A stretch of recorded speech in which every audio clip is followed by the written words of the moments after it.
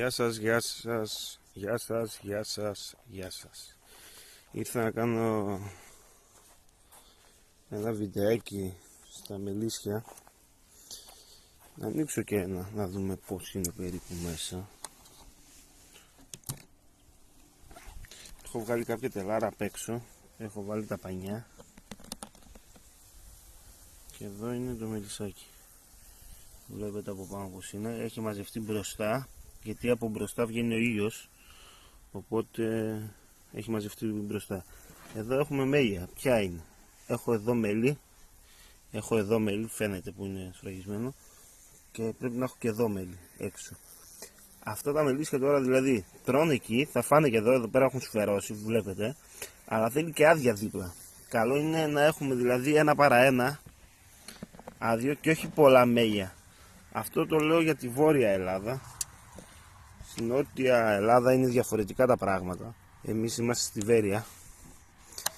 Και στη Βέρεια, γιατί επικρατεί λίγο κρύο, καλό είναι δηλαδή να μην έχουμε πάρα πολλά μέλια στα βόρεια κομμάτια, γιατί τι γίνεται?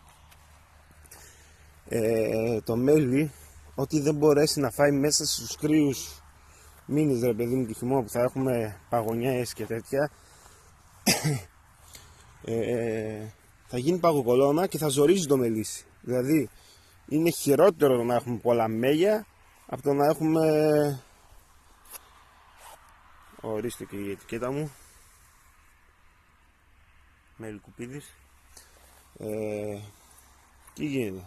Με το να έχουμε πολλά μέλια θα είναι σαν να έχουμε παγοκολώνες μέσα στα μελίσια. Δηλαδή κρύα κομμάτια μέσα στα μελίσια. Δεν είναι καλό αυτό. Δηλαδή δεν θέλουμε να κρυώνουμε τα μελίσια τέτοιο καιρό. Θέλουμε να τα έχουμε όσο πιο ζεστά γίνεται.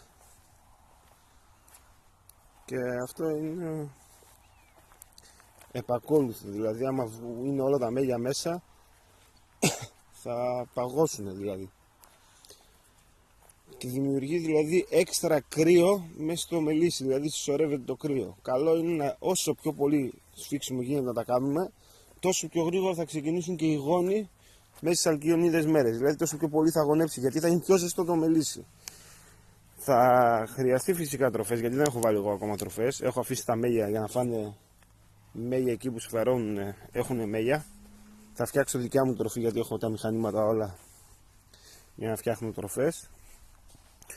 Θα κάνω τροφή και ένα που είδα εδώ. Αυτό εδώ είναι πανί. Το πανί δεν κάνει να είναι έξω, γιατί τι δημιουργεί τώρα το πανί? Τραβάει την υγρασία και την πάει μέσα. Βλέπετε εδώ, δηλαδή έχει τραβήξει υγρασία. Το μελίσι που είναι? Δεν έχουμε μελίσι εδώ. Τι είναι? Έχει σφαιρώσει πάρα πολύ και είναι όλο μπροστά. Καλό είναι τώρα αυτό να το διπλώσω εδώ. Μισό λεπτό. Να στήσω λίγο τον gimbal. Να το στήσω. Ορίστε.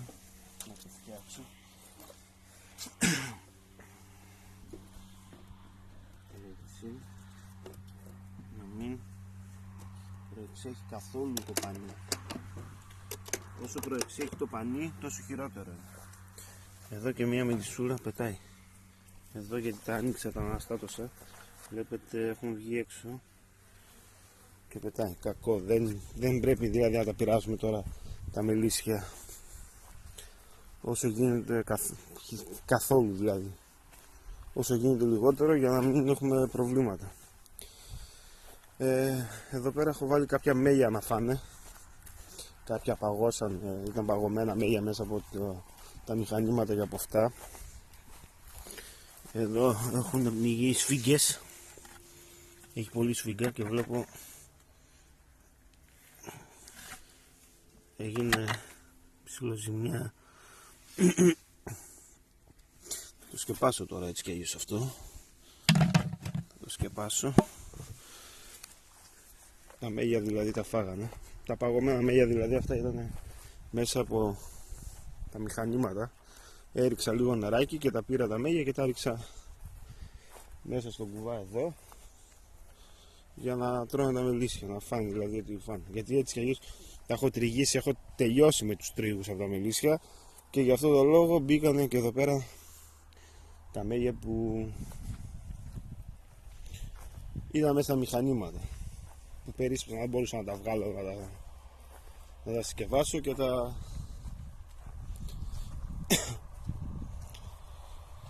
και τα βάλω να τα φάνε. Τα πενταράκια, για να δούμε και ένα πενταράκι. Για να δούμε ένα πενταράκι. Αυτό εδώ έχω κάτι πολύ μικρά. Αυτά ήταν οι Βασίλης πιο πολύ κρατάω. Εδώ είναι αυτό εδώ.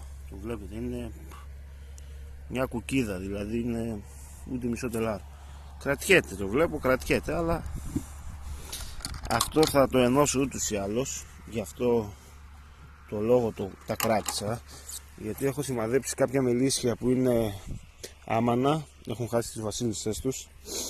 Δηλαδή όποιο μελίσια από τα πενταράκια είναι μικρό, και όχι μόνο από αυτά, μπορεί να έχω και μέσα στο κομμάτι κανένα μικρό που να έχει χάσει βασίλισσα ή κάτι. Και εδώ πολύ μικρό. Εδώ έχει πάρει και νερό, βλέπω. Μέσα πήρε νερό. Γιατί πήρε νερό όμως? Το μελίσι. Αυτό το πράγμα πρέπει να το προσέχουμε πάρα πολύ. Να μην μας πάρουν νερό τα μελίσια. Θα γίνει μεγάλη ζημιά. Να δούμε τώρα πώς θα το βγάλουμε κιόλας. Μάλλον θα το γυρίσω ανάποδα.